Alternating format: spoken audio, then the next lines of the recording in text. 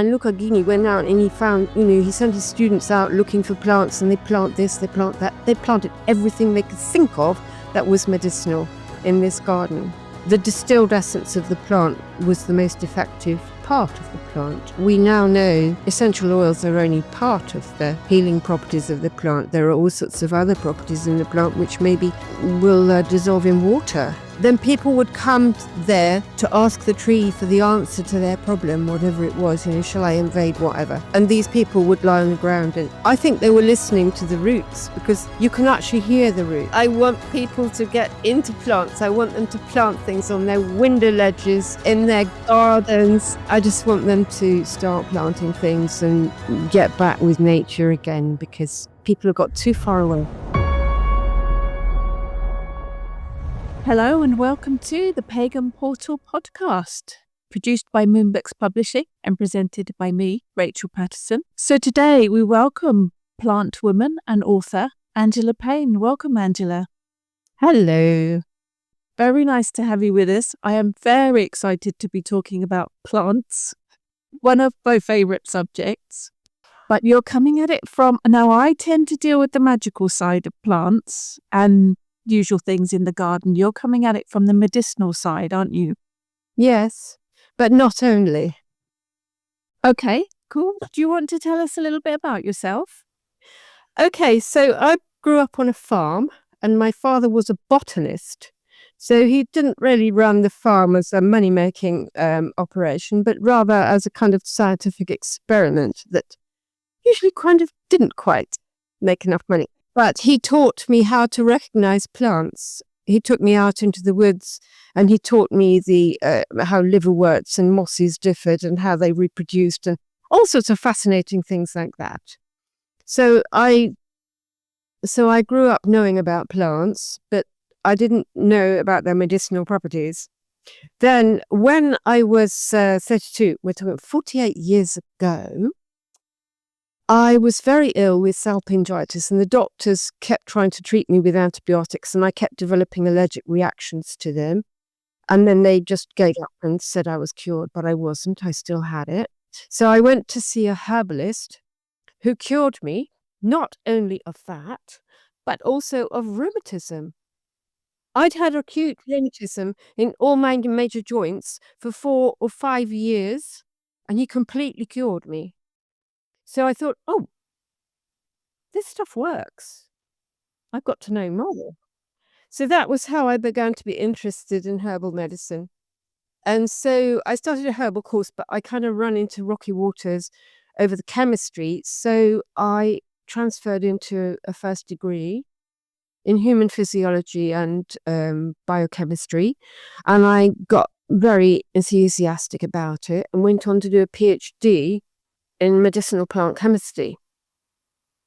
But the plants I was looking at were tropical plants from Africa and South America, used to treat tropical diseases such as malaria.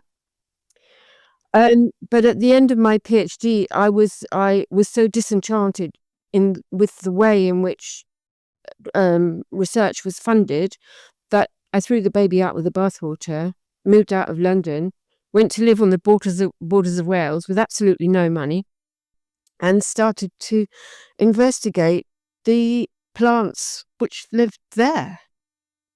And okay, I got quite a big change.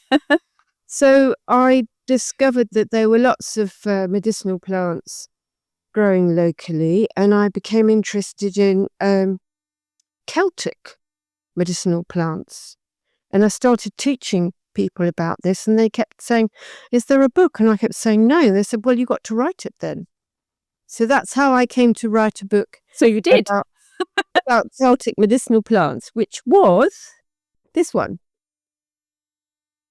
So I wrote that, and then I was very depressed about the tiny amount of money I made from selling the books.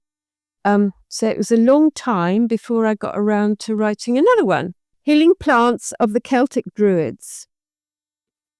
So in between writing the first one and writing the second one, there was a lot of research that changed everybody's minds about who the Celts were and where they came from. They didn't come from anywhere. They were here already. They'd been here for thousands and thousands of years. They'd built the hill forts. They were highly successful people, and they used, obviously, herbal medicine because there was nothing else to treat themselves with. Yeah, no, there was no chemist or pharmacy on the corner, was there? No. So that's how I came to be interested in this subject. Do your books run? It started with that first one and then moved on to Celtic Druids? Is there a kind of, you've got 4 books now, haven't you? Your new one is Healing Plants of Renaissance Florence. Is there an arc? Yeah, there is. So then I moved on a bit further to Healing Plants of Greek Myth, which is a lot later than the Celtic. Well, a bit later, actually, not that much later. But it was the birth of herbal medicine in Europe, really. Right. And then I moved on from that to the Healing Plants of Renaissance Florence. Which is your latest one? Which is my latest one, which it will be published on the 10th of December after I have fled the country. Okay. For any particular reason? Well, I have this habit of flying south swallow-like in the winter because I hate the winter so much. Right. Okay. That's understandable. So why Florence? Why Florence specifically? And why the Renaissance? Well, why Florence? Because in 1968, I ended up in Florence, kind of accidentally, and discovered that there'd been a massive flood which had destroyed everything. And I stayed there to work in the National Library washing the books for 2 months as a volunteer. And then I ended up living in Italy for 10 years. So I became, well, I keep going back all the time. You know, it's part of my life now, Italy, and Florence especially. So it was in 2019, I think, that on one of my many visits to Florence, I went to an exhibition of Leonardo da Vinci's art. Well, especially his plant drawings. It was absolutely the most fabulous exhibition. And I could see that he'd drawn the plants in meticulous detail, and that every plant he chose was actually a medicinal plant. Yeah. So I thought, oh, this is interesting. And then I went to visit a hospital called Ospedale di Marian. What was it called? I can't remember. Anyway, I went to visit one of the first hospitals in Florence, and there was a botanical garden in the hospital. It was built, I think the hospital was built by the father of Beatrice. Beatrice, the girl who, you know who Beatrice is. Beatrice.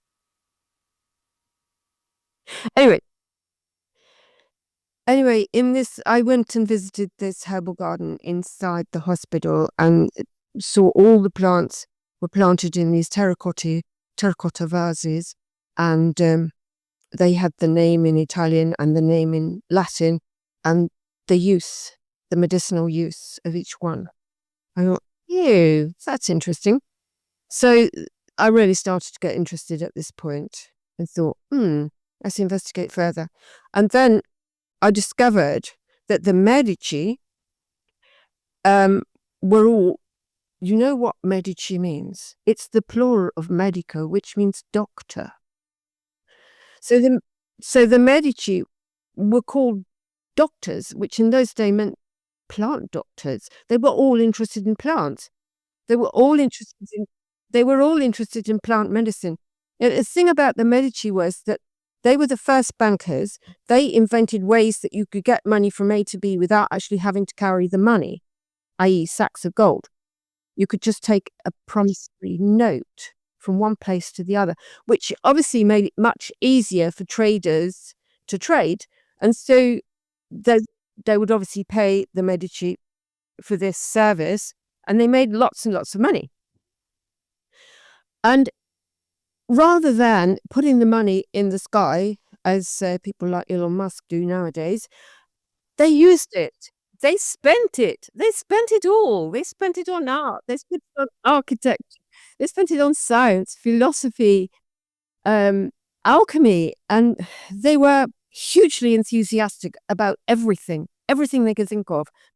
And it was, so this was a period, the Renaissance was a period when there were when the Medici everybody flocked to Florence to get the Medici to pay them to paint pictures, to build beautiful places. And then Cosimo I, the Grand Duke, decided that he would set up a department in Pisa University to teach medicine, which means herbal medicine, of course. So he asked the best botanist he could find, who was Luca Ghini, if he would come and teach the students. And Luca Ghini said, yeah, I'll come, but only if you let me actually make a botanical garden in Pisa, a big one. And Cosimo said, yeah, sure, anything you want. So he provided him with a huge space and lots of gardeners to look after the plants. And Luca Ghini went out and he found, he sent his students out looking for plants, and they plant this, they plant that. They planted everything they could think of that was medicinal in this garden. And then Luca Ghini would take his students out to the garden to teach them about an individual plant. Say, right, we use this, and that's what it looks like. And take note of exactly what it looks like and point out all the various details of the plant. So, this was something totally new, because before that, doctors just used to go to these pharmacies, that were everywhere. And they just, spezzeria, and they just used to say, oh, give me a potion to cure headache or whatever. And the pharmacist would just say, okay, we got this potion here. And the doctors had no idea what was in it. Oh, right, okay. That sounds dangerous. Yeah, they had no idea what was in it. They would just hand over a thing and they would pay for it and, treat the patient. So under Cosimo's project, if you like, and Luca Ghini teaching his students which plants would cure what, they had a complete revolution in the way that herbal medicine was carried out. So I thought this was really interesting. Then Cosimo decided that he would make a botanical garden in Florence. Because he said, when the students come back from Pisa, back to Florence, because most of them live in Florence, they need a place where they can go in the summer and still look at medicinal plants. And, they mustn't forget what they've learned before, because summers are very long in Florence, So, well, in Italy in general. So, they might be away from the university from June through to late September. So they needed another place. And that botanical garden in Florence is still there. I visited it. And, the plants are all labeled. I mean, it must have gone through a lot of changes since those days, because a lot of the plants there are just colourful and pretty. Oh, right, okay. And not necessarily medicinal. Also, I went there in March, and a lot of the plants were still indoors. They hadn't put them out yet. Right. Because they plant them in pots, so that in the winter they can take them indoors and look after them, so they don't all die in frost. Yep. Because they do have frost in Italy. Okay, right. You don't think about that, do you? We're used to it in Britain, but you don't think about that in somewhere like Florence. So yeah, I was able to trace, the origins, if you like, and trace it through my various books till I got to Florence. I suppose I could carry on and write another one about what happens in Florence next or something. I don't know. I haven't really thought that one out. Who knows? If it's meant to be, it will. Actually, I was interested in the apothecary shops from the book. It had never occurred to me that there would be these shops on the corners selling medicines of any type. But from what you say, they were quite commonplace. Nearly 50 of them at that time in Florence, all over the place. Okay. I mean, some of them were inside hospitals, some of them were in convents or monasteries, and lots of them were just in the street. And some of those ones in the street are still there, with all their beautiful furniture and their glass jars with herbs in them and everything. They're still there. But of course, they sell modern medicines as well nowadays. But they will sell you herbal things as well. Fascinating. It is absolutely fascinating. Your book, you've included in the Renaissance one, you've included 22 healing plants and 9 exotic ones. Why those plants specifically for the book? What made them important enough to put in the book? Because there must be lots more. There are lots more. I came across some research by Cristina Bellorini, who wrote a book about the plants that were used in the spezieria at that time. She actually got hold of catalogues of the plants that they'd used on a daily or a weekly basis or something like that. And she noted which plants they'd used the most. So I've tried to include the plants that they used the most, but only if they were plants that we use today and which have important medicinal properties. Right, ones we would recognise now still. Yeah, but I have included one in the exotic plants. I have included one which we would not use today at all. Lignum vitae. Oh, no, I don't know that one. Don't recognise that name. Well, you wouldn't, because it was a tree and you had to kind of grind the tree up, and they were using it to treat syphilis, and they thought it worked, but it didn't work because they hadn't understood that syphilis has 3 phases. When you get over the first phase, then it lies dormant until the next phase, which might come years later.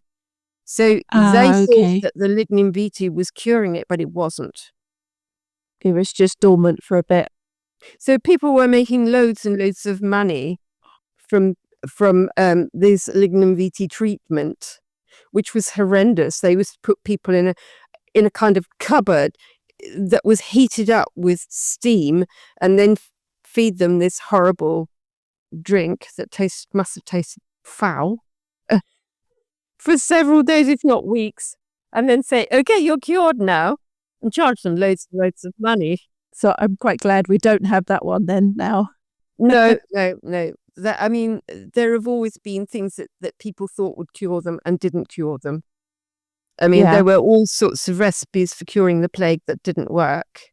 But one thing that possibly might have protected you from the plague was garlic. I think I read somewhere that there were some felons who were allowed to roam free on condition that they dealt with the bodies. This might not have been in Italy, it might have been in France, but same thing applies. And they drank wine laced with garlic all day, every day, and they survived. Ew. Yeah, they survived. And they were dragging plague bodies. Garlic has got antiseptic, antibacterial properties, if memory serves. Yep, it's so very, that very would make powerful. sense. Yeah. It sounds revolting in garlic flavoured wine, but if it did the job. Disgusting. So that would lead me to believe that possibly it would save you from the plague, possibly. But I mean, in those days, if there was the plague, anyone with any money would just leave the town immediately and go and somewhere in the country if they could.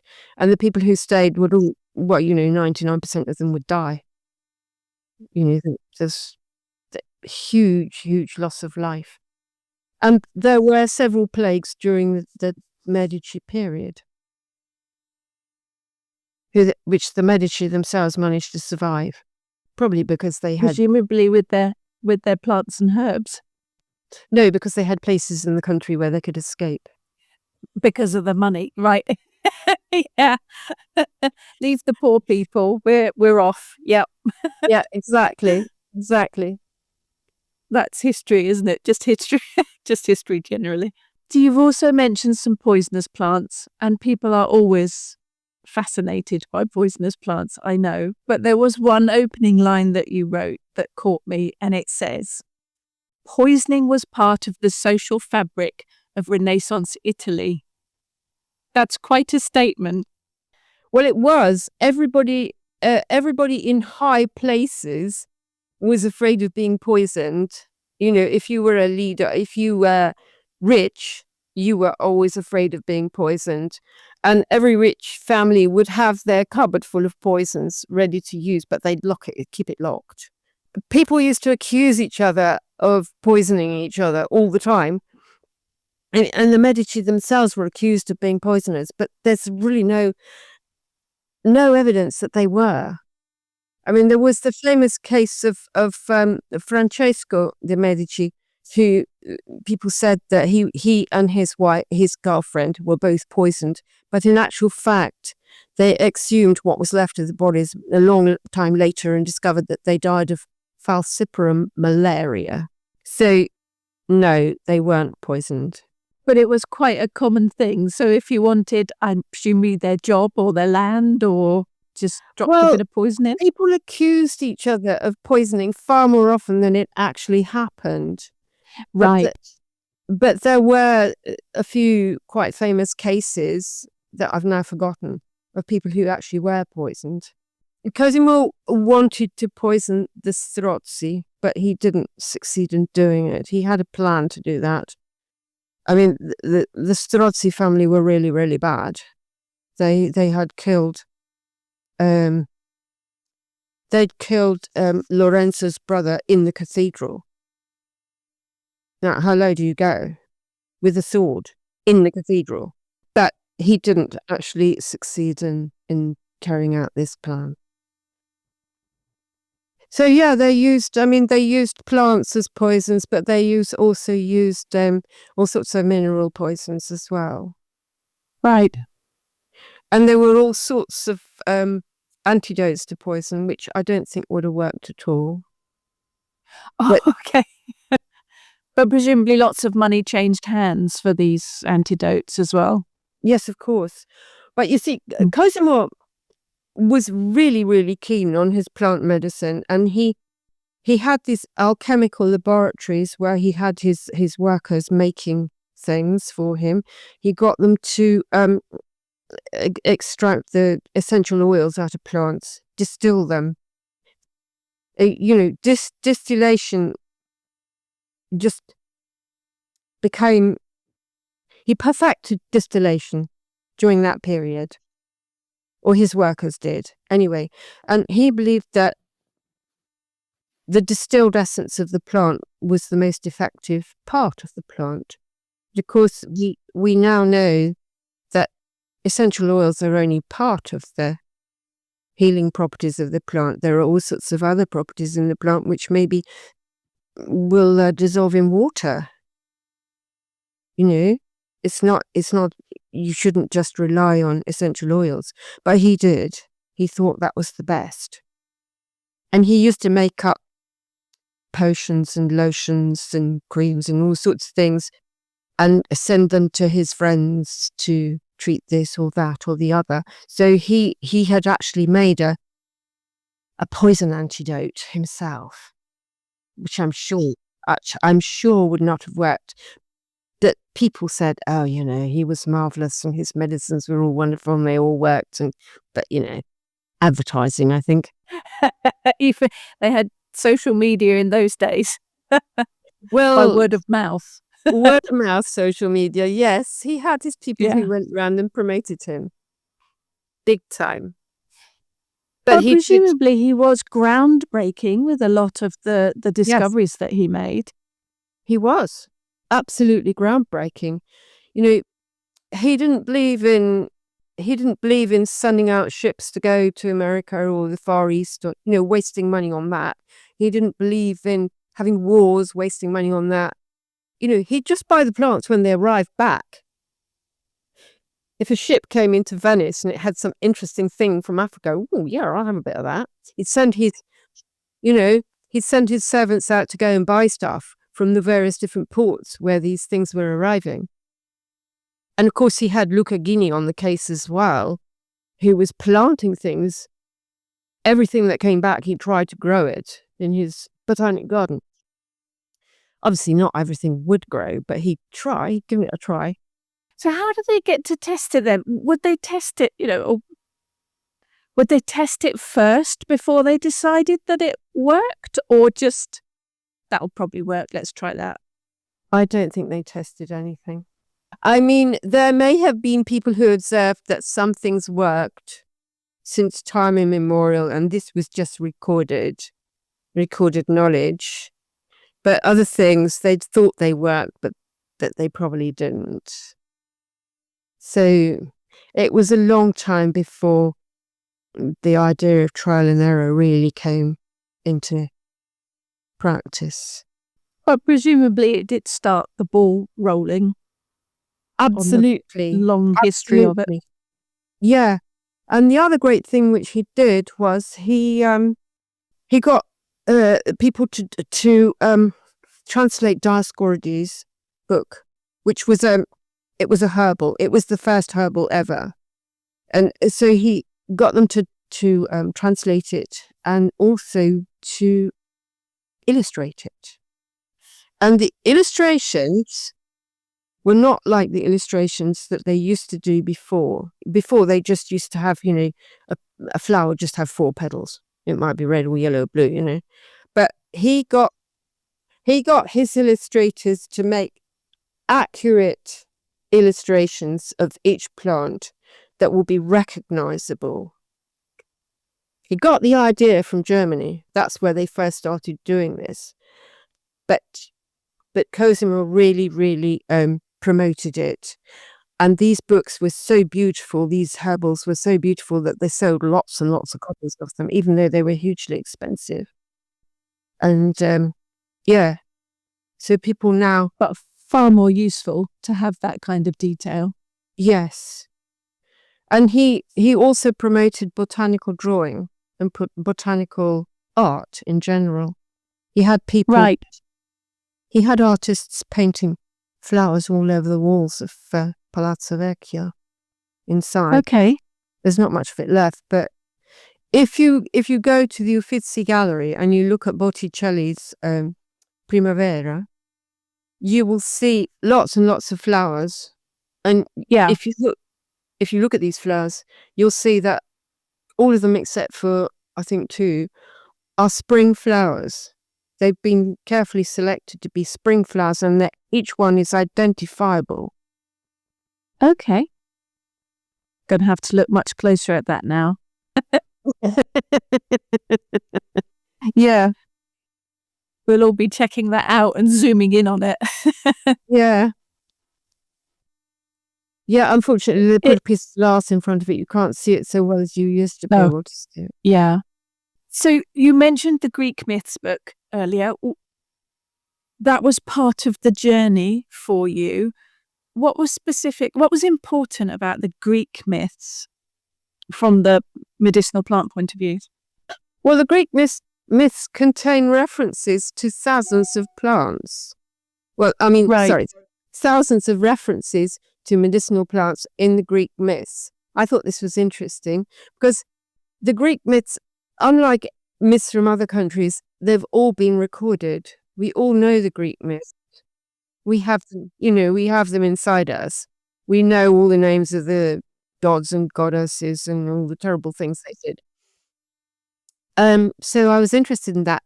So I went to Greece and I went to the Asclepion at, I've forgotten the name. Epidaurus. I went to the Asclepion at Epidaurus. It was November and it rained. But luckily it stopped raining for a little while. And I was able to explore the whole Asclepion and discover that, well, it started off when people worshipped the god Asclepius because he was the first mythical doctor. And so they would go to this sacred spring there, and they would lie down beside the spring and dream of Asclepius in the night. But very soon, the priests started arriving and asking people for money. And as soon as the money started to accumulate, they started to build temples and bathhouses and dining halls and dormitories. So people could then sleep in the dormitories with non-poisonous snakes. And Which is always a benefit. well, it helps you to shed your skin and, renew yourself and all that. But what they didn't realize was that around this time, the first surgeons started to arrive and to actually operate on these people while they slept, because they'd give them a good dose of opium before they went to sleep, and then they'd That was very operate good of them. and then they'd operate on them in the night, and by the time they stitched them up again, these people would think that the god Asclepius had cured them. But from this, started to develop the idea of herbal medicine. I mean, obviously they'd been using herbs to treat themselves since forever. But now the idea of a kind of medical practice started to evolve. And we ended up with Dioscorides, who made the first herbal, in which he listed all the plants with not very good drawings. Not overly helpful, but it was a start. Yeah, it was. It was a very good start. I did notice that your book, the Greek book, has a lot of sacred trees. Yeah. Sort of more outweighed than plants. Were trees specifically special or sacred to the ancient Greeks? Yeah, they were. I mean, they were everywhere in Europe. Trees were sacred at a certain point. But in Greece, practically every god and goddess has a sacred tree. I would have liked to have gone to Dodona to see the sacred. I mean, obviously the sacred oak is no longer there. It was supposed to have lived for several hundred, if not 1,000 years. I don't know how long it really did live for, but there were all sorts of sayings around it. The soothsayer. There were these people who used to sleep on the ground and listen to what the tree told them, and then people would come there to ask the tree for the answer to their problem, whatever it was. Shall I invade whatever? And these people would lie on the ground, and I think they were listening to the roots, because you can actually hear the roots, because all these liquids are flowing up and down all the time. Right. And through the roots. We still talk to trees now, so I can understand that. Yeah. And then there were doves that lived in the tree, and they interpreted what the doves said as well. I mean. Right, okay. So there was all this interpretation going on. And yes, so there were several cases of important Greek mythical people who went to Dodona to ask the tree for advice. But there were lots of other trees that were sacred, just sacred to whichever god or goddess it was. But I believe that trees were sacred to everybody before the Hellenes invaded the area, and it became what we now know as Greece, because the ancient people, they worshipped goddesses and they believed in the interconnectedness of everything, and trees were really absolutely basically important. They were just important. Yeah. So they were sacred. And still are, so yeah. But then they had these spirits that inhabited the trees, didn't they, in Greece? The dryads. Dryads and naiads and I don't know, all sorts of tree spirits. Yeah. And if you killed the tree, you killed the dryad as well. Because they were inextricably linked. The Hellenes were responsible for the destruction of an awful lot of trees in Greece. Hence these barren barren islands because they weren't barren originally. That everything was covered in forest originally. For any specific reason?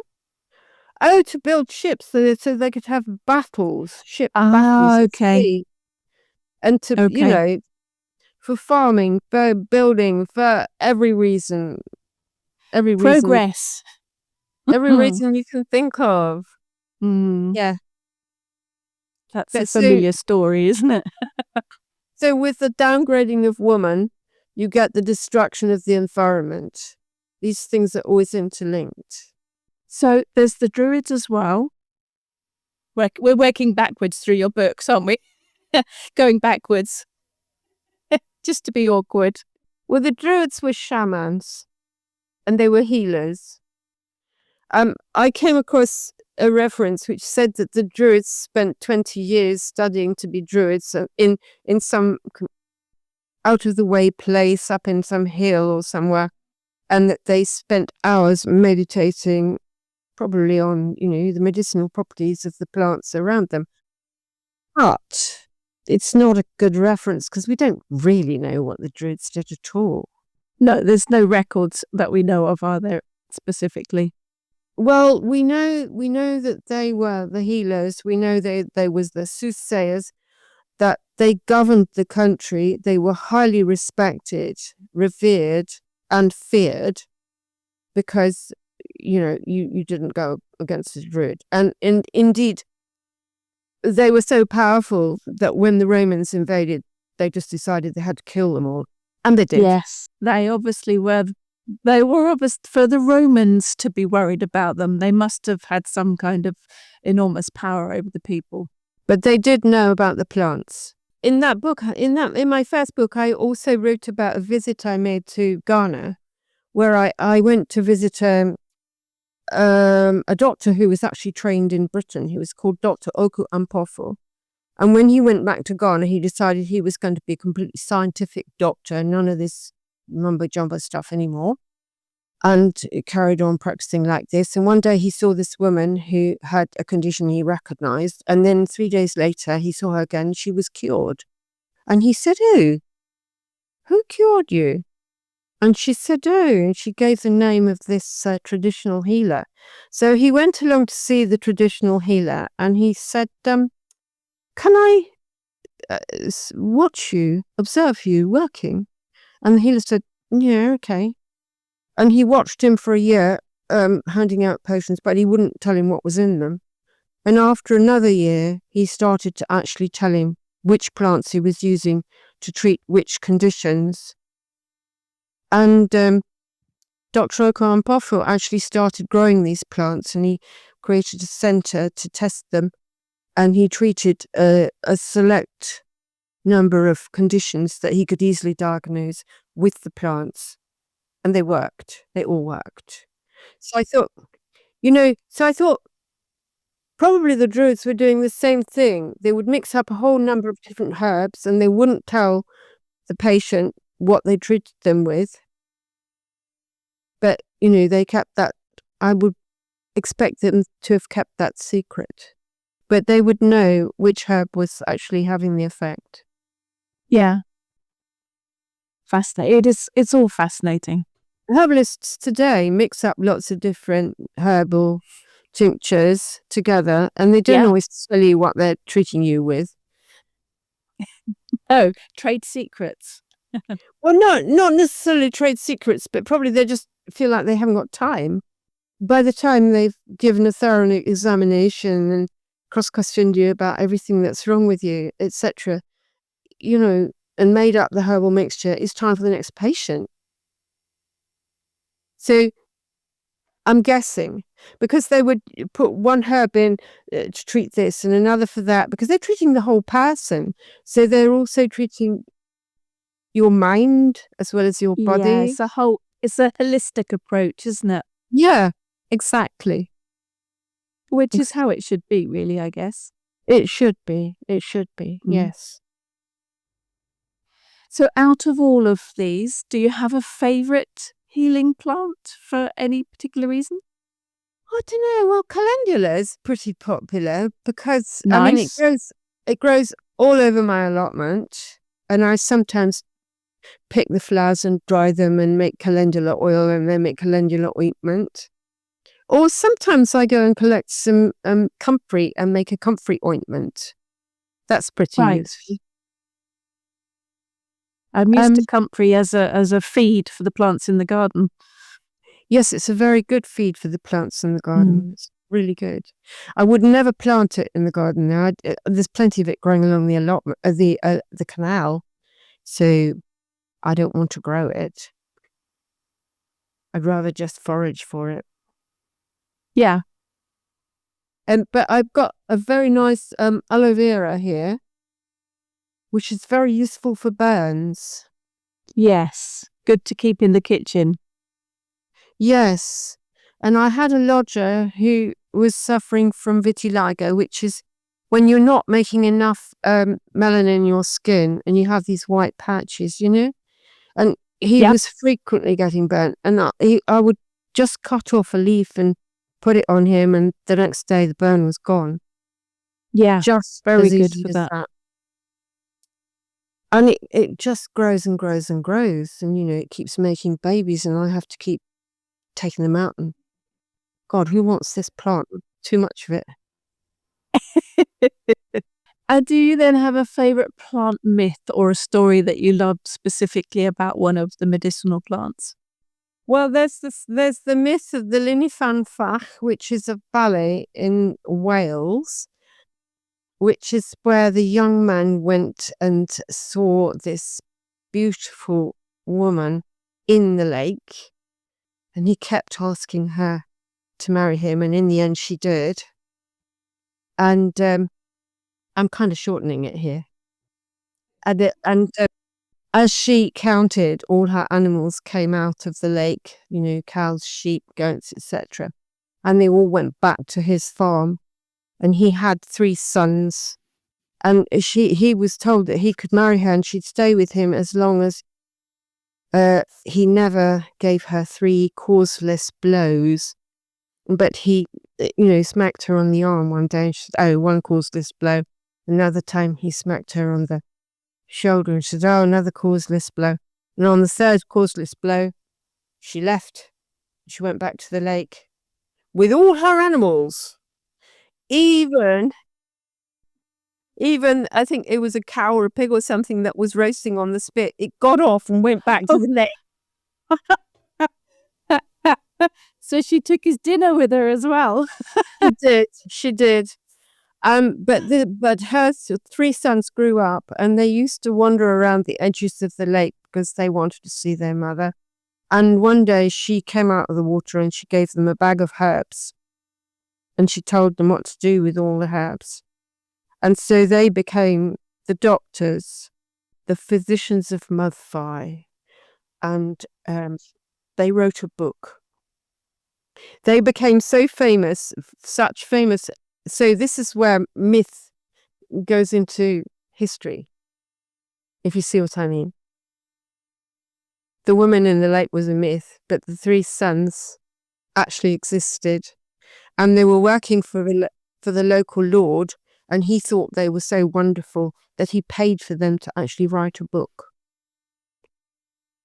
So I used this book as a source because it was written in the 13th century.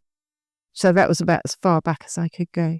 So you must do a huge amount of research for your books. I do. Are there yes. specific sources that you go to or prefer to go to? Academic research, a lot. Yeah, but also absolutely. But also all sorts of other research. Like, I mean, obviously I had to go all around Florence, looking at places to do my research there. And, when I went to Greece, I visited Epidaurus. I'd like to go back and visit some other places as well. And when I was living in Wales, I was actually growing the plants in my garden. Any new adventures, new projects on the horizon? Well, last year I visited a fabulous botanical garden in Kerala, which is South India. Yes, I spent the night there and I spent the whole day there, and I was shown around by this amazing man who was He was an academic. He knew everything about medicinal plants. He knew everything about the garden. He'd worked in Saudi Arabia on some park. He spoke really good English and he was very entertaining. And I thought it might be an idea to write a book about that because they have a very interesting history there in Kerala of medicinal plant research and Kerala is a communist state, so it has a very good attitude towards the environment, looking after the environment. And this park didn't have any boundaries. It didn't have a fence or a wall around it or anything. It just went on. I mean, it was at the foothills of the Western Ghats, and so there were the mountains behind, and it was at 400 meters altitude, so it was cool at night. And all the animals that lived in the forest would just come into it at night. So nobody went out at night. It was too dangerous. You don't want to get trampled underfoot by an elephant. Not a preferred way, no. Definitely need to avoid that. So they don't protect any of the plants. They just let the animals come in. And this guy was saying, oh, that palm's gone. Elephant had it. So what do you do like that? And he said, oh, nothing. We just replant. And I just thought this was marvelous. It's nature doing its thing. Yeah, I thought it was absolutely marvelous. And they were also doing research. They had some research labs in the Botanic Gardens where they were doing some research with pitiful amounts of money, but they're doing the best they can. And they, working together with other Botanic Gardens in Kerala. And Kerala's amazing because it's got mountains, high mountains. It's got lakes, rivers, coastline, tropical forest. It's got everything. Fascinating. You have been on some amazing adventures by the sounds of it. Your books are wonderful for anyone that loves plants. They are adventures themselves, the books. So if anybody's even remotely interested in plant life, then do have a look at Angela's books. Thank you so much for joining us, Angela. It's been an absolute pleasure. Well, thank you very much, Rachel. Absolutely fascinating subject. I want people to get into plants. I want them to plant things on their window ledges, in their gardens. I just want them to start planting things and get back with nature again because people have got too far away. Definitely. Brilliant. Thank you so much, Angela. And thank you to everyone for watching and listening. Join us again next time on the Pagan Portal Podcast. You have been listening to the Pagan Portal Podcast, a Moonbooks Publishing production. For more information, please visit our website.